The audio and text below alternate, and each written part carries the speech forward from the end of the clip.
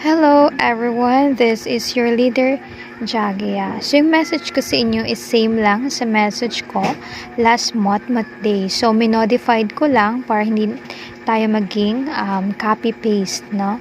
So palagi ko namang sinasabi sa inyo na even though we are not connected by blood, we only met here in the virtual world, we are still connected because we are a family as one. So, mag-iiwan ako sa inyo ng, hindi ko alam kung message ba to or something quote, no? So, in the shadows we rise, the dustborn do not falter, we try for others' fear to tread, let our resolve light the way, for our legacy is unyielding. So, bakit ko ba sinabi yung message na to or yung quote na yon?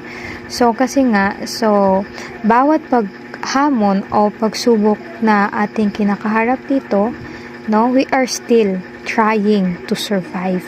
No, hindi tayo, although natatakot tayo, but still hindi tayo sumusuko. So, hindi lang tayo basta isang family lang. No, so kahit yung pangalan natin, ako curious kayo bakit kaya dustborn yung pangalan na pinili ko para sa family. So, meron talagang sinisimbolize yung dustborn. So, ang simbolo nun is tibay ng loob at pagkakaisa. So, sa bawat pagsubok or sa bawat solusyon na ating ginagawa, no, pinapatunayan lang natin na kaya nating lagpasan ang anumang obstacle or sinasabi natin sa Tagalog, balakid. Sapagkat yung pundasyon natin is binubuo siya ng trust, strong, pagmamalasakit natin sa isa't isa. So, yun yung pundasyon natin. So, kaya nga matibay tayo. So, hindi ko naman totally sinasabi na we are in a strong foundation talaga na na-built. Since marami sa atin, no, hindi pa talaga nakipag-connect sa isa't isa. But still, no, we are trying to build a strong foundation in order for us to create a game or a family where everyone is connected and participate. So, yun na nga sinasabi ko, kung kapag may problema yung isa't isa, so naririto tayo para damayan sila. So, in terms of their victory, we celebrate their victory. So, hindi lang kasi it's about the winning, no, sa isang family. So, ang mahalaga kasi dun is yung support, yung love mo, yung care natin sa isa't isa, at of course, you're available, no, palagi, especially kapag nangangailangan yung ating mga members. So, in the times we are gathered, no, pinubuo tayo ng mga laala or magiging memories natin yon na pwede nating ma-cherish kahit wala na tayo dito sa we play. Kung ma-reminisce natin yung past, no, we laugh at each other, nagkukwentuhan tayo, we do storytelling, ano pa ba, so nakikipagbiruan tayo. So, ito yung pamilya na dustborn family. So, yung dustborn, hindi lang siya pangalan. Bakit? Kasi we are a family. So, sa bawat laban natin, pagkapanalo, pagkasira, pagkabasag, ano pa man yun, no? Dito pa rin tayo. We are still here because we are a family. So, kung may problema naman kayo, lagi ko naman sinasabi sa inyo, just approach me, just PM me if I'm not online. So that we can talk it loud, no? Kung may problema kayo sa members, just tell me and then ako na yung mag-fix. Why? Because I have two responsibilities for all the members I have. So, wag niyong isipin na susuluhin niyo yung problema niyo since it's your problem. No.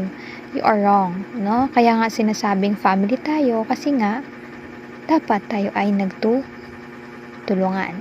So, sinasabi ko din to, especially sa mga older members na try to find happiness. Try to choose happiness. Why? Bakit kailangan nating piliin yung pagiging happy? Bakit nga ba? So, if you are wondering, so I might answer your question, but hindi naman siya in the deep sense talaga na alam ko talaga kung bakit kailangan piliin. So, kasi minsan lang tayo mabuhay sa mundo. So, bakit nga ba tayo nasa we play? So, para tumakas sa ating reality. Kaya nga, di ba, sa reality natin, if we are sad, no? try to be happy in WePlay. Try to associate with someone or kahit sino pa yan. So, kahit di natin kilala, makapag-associate tayo. And always choose happiness. So, kung may problema kayo sa love life, WePlay ang solusyon. Charot! So, move on, Gren. Although, it takes a lot of time to move on. But still, no? But still, time can heal everything. So, always choose happiness kasi minsan lang naman mangyari na maging masaya ka na. So, kahit mukhang yung problema na yan, so tawanan mo lang. So, hindi naman madali talaga yung mga problem. Why? Kasi tinatest naman tayo nito everyday. So, everyday may mga problem tayo, hindi lang natin sinasabi. So, hindi man yun sa WePlay, sa real life man yun. Oo. But still, no? Always choose to be happy. So, kalimutan mo muna yung problema na yan. So, masusolusyonan mo din yan. So, binigay lang naman kasi yan for you, no? Na matest kung hanggang saan ang kaya mo. So, kapag nalagpasan mo na yan, of course, yung mga susunod pa is malalagpasan mo na din. So, you need to strive hard. You need to survive it in order for you to have a personal growth also. So, that's the very interesting part of being a grown man and a woman. So, kailangan magkaroon tayo ng personal growth. Kasi kung wala kang personal growth, kung hindi ka lalagpas sa comfort zone mo, magiging ganun ka na lang always. So, you need to surpass all of the challenges you face in order for you to escape, no, from your comfort zone para malaman mo, ay, kaya ko pala yun, hindi ko lang na-try. So, don't limit yourself, no? Escape yourself from everything, from all the obstacles, the challenges, no? Kasi, in the end, ikaw din naman yung mag-benefit niyan. All in all, I want you, all of you, to stay here at Daspern family. So, huwag kayong mang-iwan, huwag kayong lilipad-lipad. Kasi, masaya naman tayo, diba? Charot. Ako lang ba nag-iisip na masaya tayo? Hindi ko alam, pero nasa sa inyo na din yan. So, sabi ko nga, you have your own rights, your choice, no? Free kayo sa lahat ng gagawin. So, hindi ko kayo kinukulong sa family na to. We are in a democratic country, so dapat sa WePlay, we have also the freedom na sinasabi.